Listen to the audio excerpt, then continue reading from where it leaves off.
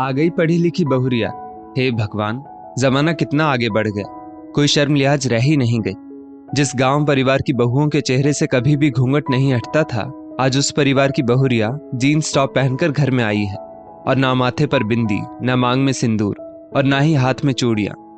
बड़की बुआ ने शक्ति बहू को देखकर तंज कसा, और लाओ पढ़ी लिखी बहुरिया।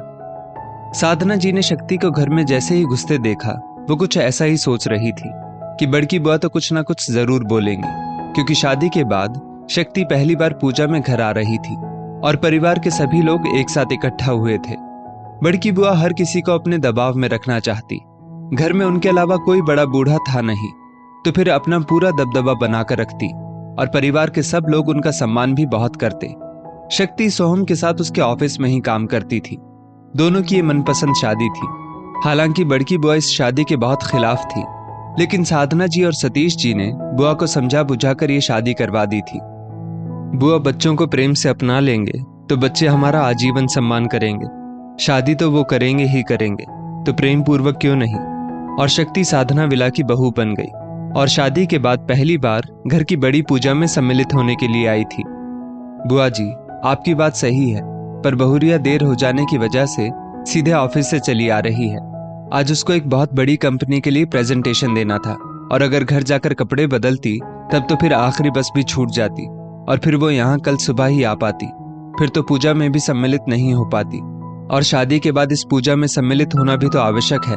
और फिर बहुरिया ने मुझसे पूछा भी था, तो मैंने ही कह दिया कि ऐसे ही आ जाओ। और फिर बुआ, सिर पर दुपट्टा भी तो अच्छी तरह से लिया है। और रही बात सुहाग चिन्ह की, तो बुआ, शक्ति एक ऑफिसर के पद पर है, उसको बड़ी बड़ी मीटिंग्स अटेंड करनी पड़ती है, और वो ऑफिस में सब कुछ नहीं पहन सकती।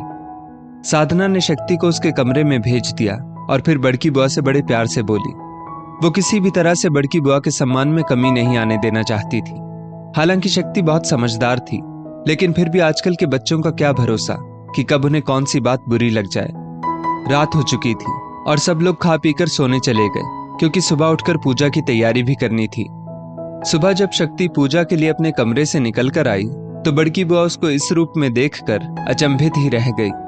लाल रंग की बंधेज की साड़ी, सिर पर मांग टीका, नाक में बड़ी सी जड़ाऊ नथ और गले में भी जड़ाऊ हार, भर भर हाथ कांच की चूड़ियां, बड़ी सी लाल बिंदी और पूरी भरी हुई मांग, बिल्कुल किसी पारिवारिक बहू की तरह बड़ी ही सलोनी लग रही थी।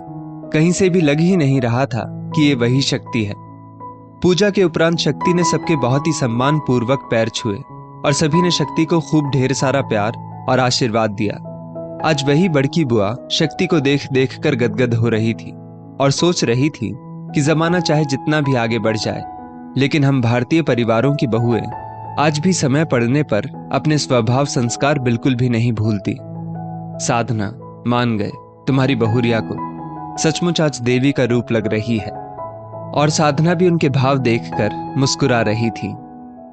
दोस्तों, इस स्टोरी को लेकर आपकी क्या राय है, नीचे कमेंट करके जरूर बताइएगा, और ऐसी ही और भी बेहतरीन वीडियोस के लिए हमारा पेज जरूर फॉलो करें।